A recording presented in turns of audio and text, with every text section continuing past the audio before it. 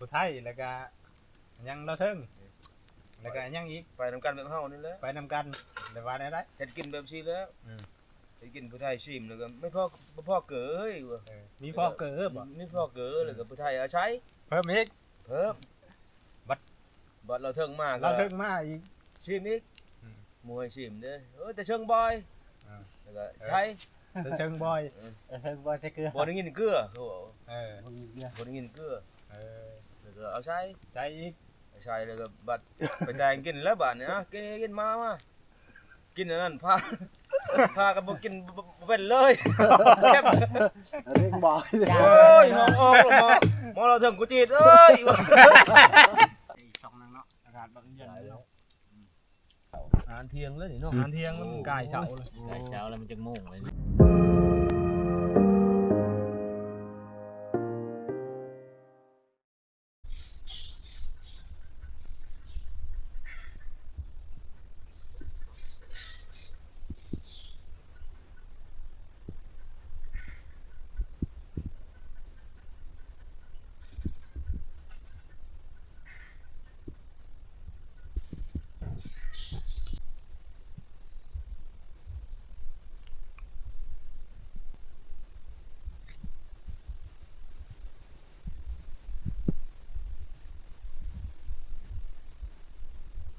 หวังได้นี่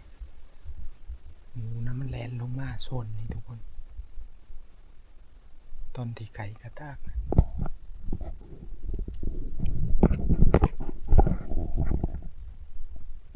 นี่เอามาดักอยู่ทางหน้ามันนะมันสื่อลงมาพี่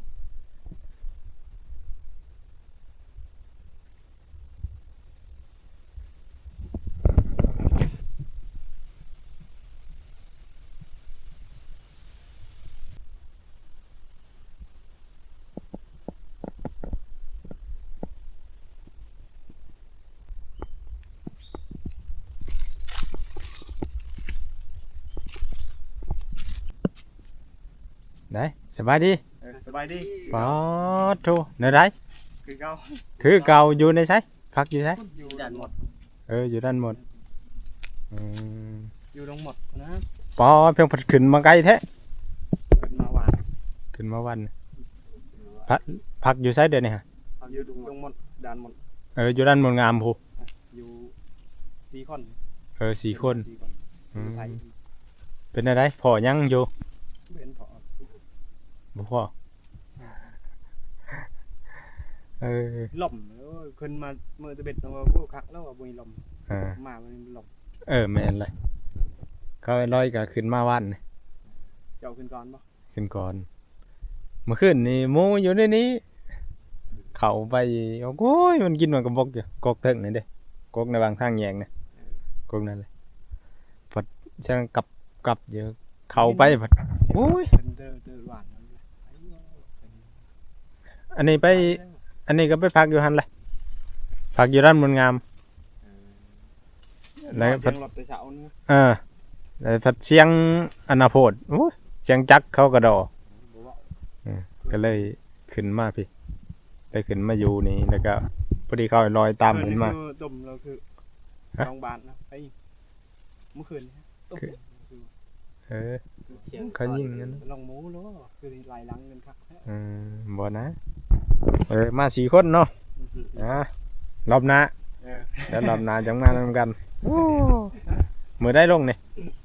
ว่า3 ทีมื้อโอ้อยู่หลายมื้อเลยเนาะนี่ก็มาเจอทีมงานเฮา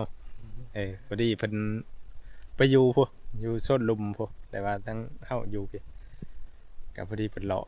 ขึ้นมานั่นแหละมื้อไว้คือเพิ่นกินตอนนี้ก็เดินทางมาฮอดบอนนะทุกคนนะกลับมาฮอดบอนก็มาเฮ็ดกินก่อนทีมงานเฮาก็เดินทางมาแล้วเดี๋ยวมื้อนี้ลาบางทุกคนเดี๋ยวจะหน่อยยังสัมผัสทีมงานเสียงอึกกระทึกอยู่สงสัยมานบ่จักล่ะ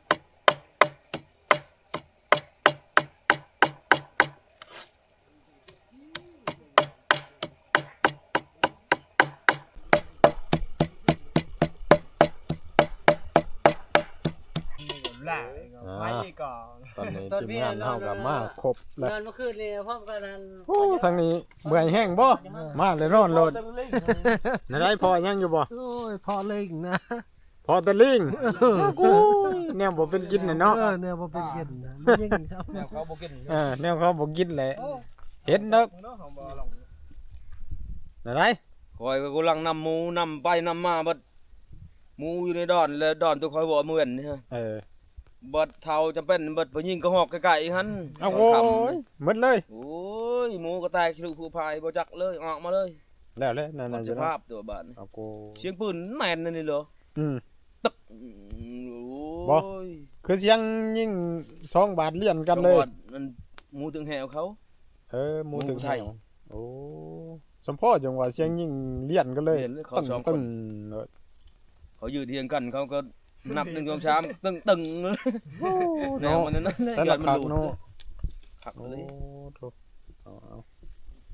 เอา เฮาบ่แรงในกัมพูชาแล้ว เอาเนี่ยได้นั่น บ่มาแรงมื้อเช้าเนาะ เนี่ยได้พอยังอยู่บ่ลงไป บ่พอเอา มีดอิ่มซิม โอ้ไปอยู่บ่อนญี่ปุ่น เลย เราบ่ที่เชียงจักรเลย ลมสวายอยู่แล้วบ่ ใหญ่ใหญ่มากพี่เด้อมื้ออื่น ใหญ่ ใช่สิ บังก่อน มันละตัวคนแล้วเนาะ หาทางก็บอกยังเบิ่งอยู่ จะหน่อย ทางแป้น จะหน่อยมันปะได้ ผัดจากตอไก่กับ หมูคน เอา ลาย ไปนี่เลยแม่น บ้า เด้อ ดิ นี่ที่เชียงรถเลยปืด ตัวไก่ก็เข้าเสาเทือก็บ่ได้ยิง บ่มันขาดคนนะทีมงานเฮานี่ เพิ่นมันมาใช่มั้ยนั่นเลย คนมาเพิ่มในมันละบัด บ่ นี้ ยางมากคันบ่นะคันบ่ได้ถือรถก็ยางมาก เออ ยาวแต่ตัวคนใช่ป่ะ ให้เขาอยู่พุ่นเฮาก็มาพี่ เออ จุนั้นบ่มีเพียงเด้อ โอ้ ไปแต่กระโตถือนะ อันนั้นได้ บ่มีอาวุธเลย บ่มีอาวุธเลย ตัวเป็นประกอบให้เขา อุ้ยเขาบ่เป็นรถถือเลยนะ ครับ เจอหมูเฮ็ดได้ผ่านนั่นแหละเนาะ โอ้ยได้แต่เบิ่งมา กระแสว่าเอาพ่อไก่ เอาแว้นเราเอาว่า ไก่เนี่ยไก่สีขาวอ่ะเอาผ้าอะไรพันเอาอ่ะ โอ้ โอ้ โพดแล้วไปเจอไก่นั่นได้ ผมเพิ่นแล้วกระแส เขาพันเนาะ โอ้เอาผ่านหลายพันเนาะได้บ่ บ่ได้แล้ว บ่ทันเด้อเนาะ มันจะไปทันมัน กันว่า ไก่เนี่ยไก่สองขาบ่อันไก่สีขาวอ่ะ มีแต่นั้นแล้วเขาเลย มีช่อง ตื่นแล้วมันคุงแล้วล่ะเอาผ้ามันคุงแล้วเนี่ยไปบ่เป็นแล้วมันเอา อืม ผ้าอะไรพันเอาบ่ กิน เนี่ย อันนี้หยิบนี่ เดี๋ยวเลยเนาะ เฮ็ดเลยจ้าเฮ็ดหอมเลย เด้นี่ตัวสีคากับเพิ่นจัดเลย ชัดชีขาแข็งหน่อยห่างกด แม่นยังบ่ เว้นนี่เสานี่ก็จะลืม เอาลองคืนนี่ พอซอยคากะลี อยู่นั่นก็ แจ่ ที่ ม นี่ ขนาดนี้ คักแล้ว เบิกอยู่นั่นเอง หิวอาหารจับ อืม เดี๋ยวไฟเอาลงใหม่นี่หน่อย เฮ็ดมันอยู่ได้ยังอยู่เมื่อคืนนี่ครับไปยิบกะ เรียบร้อย บ่ แล้ว ถึงล้มเลย เท้าเลยเท้าอันนี้เท้าอันนี้จะน้อยนะครับ ใส่น้ำมันอันนี้บ่มันก็สิเป็นอันนี้หมดแล้วเนาะเป็นบางครั้งกุดหมดแล้ว แท้แล้ว ก็เรายางดัก เราบ่มีปืน ตัวไก่ เฮ้ยบ่มีแต่เรายางเราบ่ระวัง มีเดียว จับ เรายางเราบ่ระวัง อยู่ขาเด้อล่ะบ่ว่านายผ่านไปใช้ไป มีกระโคเสียง บ่ยาง ข้าวคั่วหมดแล้วบ่ข้าวคั่ว ยังเลย เอามาไหม หมด ไม่ใช่ ยางก็อ้วนแล้วนะทางนี้ฮะ มงเลย บ่คือบ่เห็นได้ นี่นะไม่เชื่อม เอาไปผู้ขับก็ยังชวนเขาพอต่อไปนั่นก็ไปเลย กินข้าวนำกันมื้อนี้ มาได้มาตลาดมาเอานำกันเด้อ เขาก็ถือ โอ้ถือข้าวพร้อมอีก ขัก เอากะคือใบเมื่อเลย ดี นี่ก็กินข้าวกินน้ำเรียบร้อยก็เดี๋ยวสิได้ไปหาเลาะได้ทุกคนตอนนี้ก็เป็นเวลาอันนั้นเลยมึงได้นี่พักผ่อนแล้วแหละ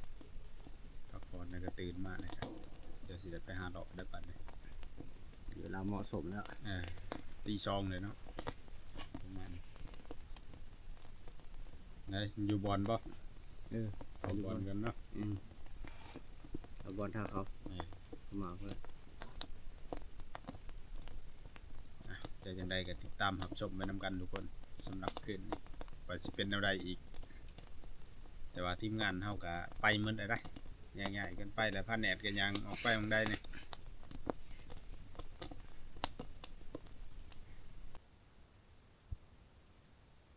ตอนนี้ก็เฮามาเฮ็ดซุ่มไว้ดักสัตว์ทุกคน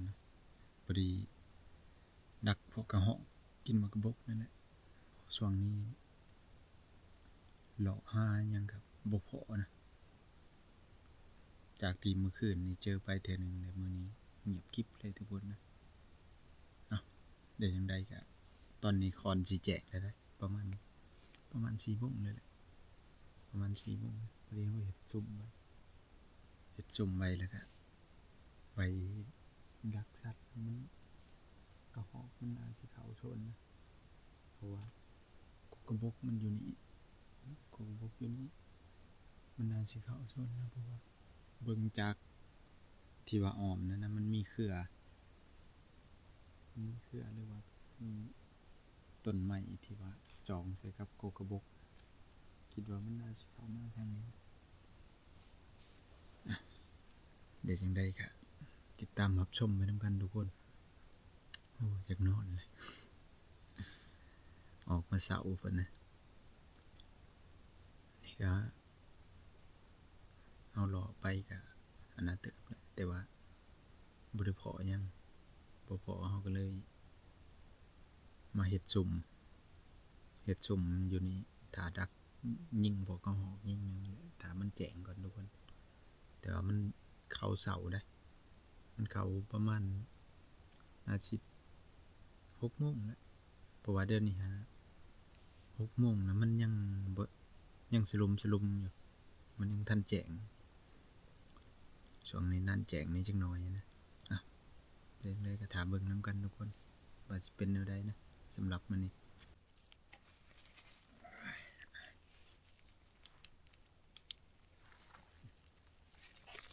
เดี๋ยวจังได๋ก็นอนอยู่นี่เลยทุกคนสำสาแจ้งนะ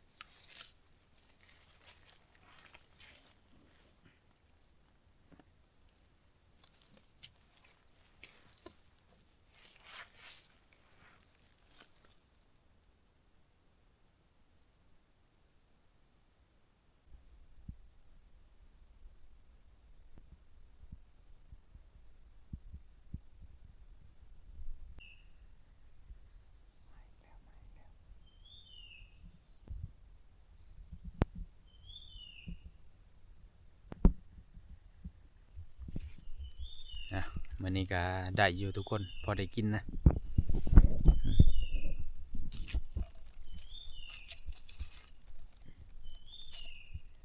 หนูกับกระหอกนะเขาลายอยู่แต่ว่าเฮายิงโป้งนะครับแม่นไปเลยเฮายิงแล้วแม่นบ่เข้าเลยหลักขนาดต้องจอบสิไกลๆกันยิงไกลๆน่ะมันเข้าอยู่อันนี้เฮาอันน่ะ2 โตเลยสำเฮาถิ่มไป2 โตนะยิงตกลงมาเลยครับแบบมันทันใดอันนะมันไปมันขาดไปเลยโอ้แต่เสียดายนะสำหรับปะไป2 โตทุกคนนะอย่ามันเดี๋ยวจะน้อยเฮาเลาะพุ่นแหละเดินทางกลับบ้านนี้ตอนนี้ก็เดินทางมาฮอดบอนจังได้เด้อทีมงานเฮานี่ได้อยู่ติพอได้กินเอาโกโหคนละหน่วย หมดทางแล้ว มันกระบกมันก็ได้แต่มันกระบก ไปหมดคืนนี่บ่ได้นอนเลยว่าด้านฮีควายพุว่าอะไรหมดแล้วเนาะสุดเย็กแหละสุดเย็กแล้วบ่มีหยังเกิดขึ้นแล้วเนาะทีมงานมันนี่เพิ่นว่าสิลาแล้วเด้อแล้วก็เพิ่นว่ามีแต่ไปเอาชานก่อนเพิ่นเมื่อพาไม่ออกเขาไม่ออกเพิ่นสั่งอยู่อยากกินชานก็ให้บดแห้ง10 ดอกเพิ่นว่านั่นน่ะได้ได้อยู่ดอกเฮ็ดบดแห้งจ้ะแล้วจะนอนนี่ยังลุ้นเด้เพราะไปจะบอลหมูจะว่าเอาเข้าใส่ดอนค่อยห่างแหวพยายามแหวก่อนยังมือประมาณบ่ายพุ่นแหละจักก็ยิงอยู่ประจักเนาะต้นบัดลาก็มีเด้แนวมันเด้นาทีสุดท้ายเนาะรอบส่งถ่ายก็มีเด้โอ้ยจะไปเอาเด้อ หมอได้จมที่จะแมว ผักพรบาทนี่ มันหลับ นี่ก็ตั้งแต่เมื่อคืนนี่ทุกคนนะไปกะเผาโกกระบกกะนั่นเลยได้ดิกระหอกตัวหนึ่งนูไว้ตัวหนึ่ง เข้านุ่งหอง แล้วก็ยิ่งทิมอีก2ตัวจะจังได้จะหน่อยจังหนึ่งเขาแล้วก็เห็ดอยู่เฮ็ดกินทุกคน เอาขึ้นเลยมา ขึ้นหันเลยนะ หันเลยบ่อ้าวกลุบนี่ เป็นเมนูซุปน้องนี่ ปีนนั่นน่ะปีนทั้งนั้น แกงบ่ แกงไก่ปลา แกงไก่ปลาเนาะ แกงประกาศ แกงผักกาดใช่หมอมันแกงคือไก่ แกงไก่ประจบเลย ไก่ปลานี่เขาบ่ให้กินนำกันเดิ แต่เก่า แล้วเด้อเนาะ คนทำรุ่นเก่าแม่นแท้ เขาบ่ยิงช้ำไปแบบนี้นะ คันไปนำกันนี่ได้ เขาเห็นเขาบ่ยิงช้ำ เลือดเก่า เฮ็ดอะไรจ้ะไผสิบ่กินบัดนี้ มันกินก็กินเพื่อเดียวคนก็ไปนะทีมงานเฮาเนี่ยให้เจ้าชากินแล้วก็แล้ว โอเคได้กันนั่นแหละถึงแล้ว คันนั้นแต่เก่าฮะ ทุกมื้อนี่คอยเจอบ่ได้ถือแบบนั้น เอาถืออีกเป็นได บ่ได้ของแซ่บปะบ่ได้เท่านี้นะ โอ้ เขาบอกบ่ลุยปลาแล้วไก่ ที่ ที่ นั่นน่ะมัน มันบ่ได้กินนะมันหิว เอาเลยแน่น่ะอีกเนาะ โอ้ย บ่ได้จะว่าถือย กไม้ บ่ถือเนาะเปลี่ยนใหม่เลยเอา ถือไปนั่นลุกท้องแห้งโลด มันมีแหงยางเลยเนาะ กินแซ่บหรือกินผู้เดียวแซ่บโลดรวดอีกน้อยบ่ได้ดอกมื้อนี้ แม่นเขียนมะนาวเอากินกันบ่ได้ เขียนมะนาว ยางกันแล้วกินกัน ในใช่เขาว่ากินเขียนมะนาวเลยสิบ่ได้ไปนำกัน บ่ได้เขา บ่ได้อีกอันนั้นก็บ่อยากหมู่ว่าเอาทันกินก่อนหมู่เลยเด้ ก่อนแล้วเนาะ กินก่อนหมู่อยากยาก็ยาบ่อยากยาก็สุดแล้วเลยกิน อัน ก่อน อันนี้ฮะยันแบบข้าวตัวเนาะแนวแซ่บๆเลยข้าวตัว ลายแบบนั้นแหละใหญ่ตัวเด็กน้อยเขาบอก มันบ่มีดอก ของกิน โอ้แต่ไข่ ของกินมันดีหมดทุกอย่างแล้ว แต่ไข่มันเขาว่าบ่ให้กินไข่บ่ให้กินก่อน เอาอะไรแน่น่ะอีก ไก่ปลานี่ก็บ่ได้ กินทั้งกัน เนี่ยไปเฮ็ดงานอยู่เมืองพินเขาได้ไปหันไปจะกินก็เขาว่าจะกินเด้อว่ะโอ้ยเขาบ่ได้ดอก บ้านยังบ่ให้กิน คนเฮือนเดียวได้ว่ะคนละบ้านคนละเมืองได้เขาว่าได้สิให้อยู่นํกันได้จังได๋เขาว่าอยู่เวลาเฮ็ดงานนี่แหละเขาว่า แนวมันเลย คนละบ้านละเมืองกิน เวลาเฮาจะไปกันเพื่อเฮามีเวียก อย่า เฮา บ่กิ บ่ น ได้ ไป ไป เย เย อะ อะ เขาว่าเขาสิกิน ปรับค่าไปอยากเนาะ บ้านเฮาจะไปอยู่มันจะยากบ่ แสดงว่าถึกตัวแล้วเนาะ ถึงเท่าตัวอันนี้ เท่าตัว แล้วก็อันไตเป็ดไตไก่เนาะแนวแซ่บ เดียวกันนั่นแหละ ๆไตปึกไตน้าว่าซั่นละ บ่ได้เด้อเจ็บเจ็ดดา อุ้ย เราพวกเราตัวงึดอยู่ สิมด้วยเบาไก่ เบิ่งจิ้มมึงดู ขาดปลาแดกข่อยบ่ เครียดเอิ้นกวด หอนก็ชดเลยนัวบ่ โอ้คักกันเลยดอกอันนี้เจ้า เดี๋ยวแบบนี้เราเจ้าสั่งเจ้าอยากเฮิงเลยบ่ได้กินแบบนี้ กินแต่ลาบกินแต่ก้อยบ่ แม่นน่ะ ได้เลยว่า อยากชดน้ำแน่เนาะ ชดน้ำ เอาฉะนั้นบ่ เพิ่มบ่อยอีก บ่อย เป็นบ่ได้บัดนี้เห็นบ่ได้บัดนี้เลยเพิ่นได้ช่องภาษาเลยเด้อนี่เด้อเบาไก่นี่ โอ้ไปเรื่อยๆ เพิ่นเฮ็ดได้ โอ้โห บ่อยนี่เกลือบ่ บ่อยเกลือเกี่ยวลังพริก บ่แน่ๆก็ผู้ไทยแล้วก็ยังเราเทิงแล้วก็ยังอีก ไปนำกันแบบเฮานี่แหละ ไปนำกันได้ว่าได้ เฮ็ดกินแบบซี่แล้วเฮ็ดกินผู้ไทยชิมแล้วก็ไม่พอเก๋ยว่ะ มีพ่อเกิบบ่ ไม่พอเก๋แล้วก็ผู้ไทยเอาใช้ เพิ่มอีก เพิ่มบัดเราเทิงมาก เราเทิงมาอีก ชิมอีกมวยชิมเด้อแต่เชิงบอยแล้วก็ใช้ จะเชิงบ่อย บ่อยใส่เกลือ บ่ได้กินเกลือเขาบอก บ่มีเกลือ บ่ได้กินเกลือแล้วก็เอาใช้ ใจอีก ใช้แล้วก็บัดไปแต่งกินแล้วบัดเนี่ยกินมากินอันนั้นพากันบ่กินบ่เป็นเลยแซ่บ เรื่องบ่อย โอ้ยหอมออกหมอเราถึงกูจีดเอ้ย ให้ พอเรายกดอกออกตายแล้วแบบนี้ว่ะ จะได้แอด กูจีดแล้วบ่ ฉีดเลยอย่าจะเตะเนื่องอะไรวะจะได้แล้วแหวะเอ้ยเอาเลยวะ เนาะถ่ายแล้วเข้าอยู่ทุกวันถ่ายก็ อ่านเลย มวนคดีพอเนาะ เดี๋ยวพอยังต่ำกว่าอันหยาเอ๊ะอันหยามันรวมอยู่ถึงใครก็บ่เห็นคือว่าไพ่ โอ้ได้เชื่อได้เชื่อ5 8นั่นมา ดั เนาะ งมาแล้ว 5 8นี่จะ2อันเนาะ เป็นผู้อยู่ใน เรื่องได้อ่างหรือผู้อยู่ทาง เนาะจากไพ่เนี่ย จากไผอยู่ทางนั้นเนาะเทวดาบ่อยู่ทาง จักมองงานเทวดาก็ เทวดาก็ยังประจักษ์เองเนาะอยู่ทางอยู่โอ้คักขนาด เขายังไม่ได้ชิมได้บ่ไก่ บ่แม่นตัวเชิงบ่อยอีก เขายังไม่ได้ชิมได้ ยังบ่ ยังได้เมื่อก่อนเขายังไม่ได้ชิมเจ้าชิมว่าได้พอดีบ่ พอดี เจ้าชิมฮะแต่วันนี้คอยชิมต่อ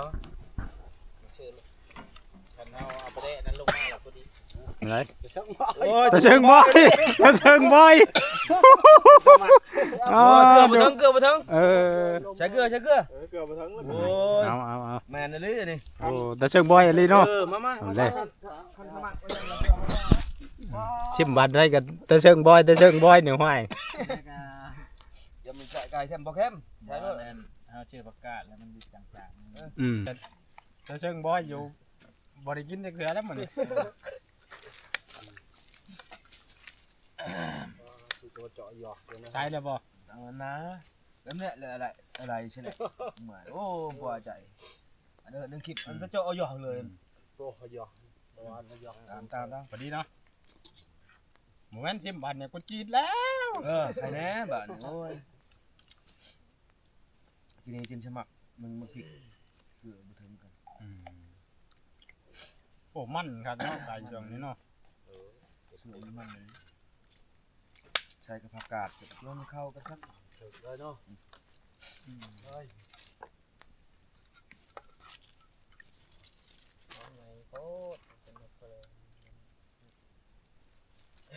ฟาดต่างลมหนึ่งจนที่ นี่สลายกินไห้หมด กินหมด บัดยำบ่มีเลยกะ อดลาบ กระหอกอัน จะเตะเต็ม กระแตตัวหนึ่งกะ ผักมุนเด้อ เว้ย มุนจ้ำบ้าน กัดตอนนั้นเป็นเห็ด แต่เก่าแล้วกินบ่ได้แล้วคลำแล้วบ้านนี้เฮาเลยบ่เป็นหยังกินรสได้หลายแห้งครับ อะไรอย่าว่ากระลำบ่ได้กระลำเนาะ เดี๋ยวร้ายแห้งมาก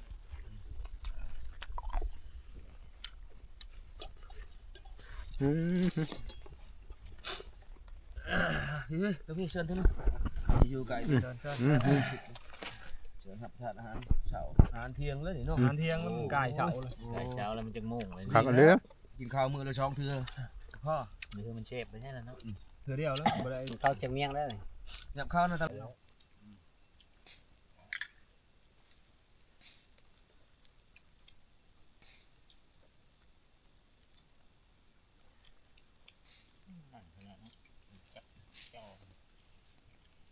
นี่จะแนวมันเนาะเนาะ ยามนี่มันหมดเลยเพียงกับมันหมดครับแต่ป่าน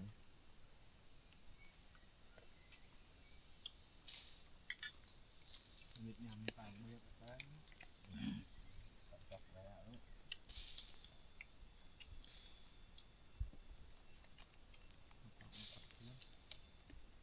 ยำนี่เป็นอะไรยำคอน กินข้าวแล้วค่ะพากันนอนบัดนี้นอนพักผ่อนนะ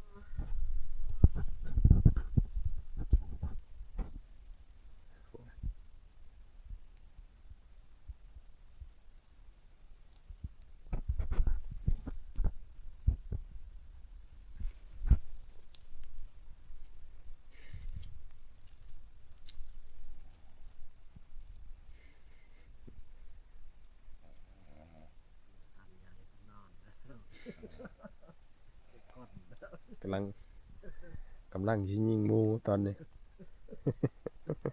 กำลังจอมงูอยู่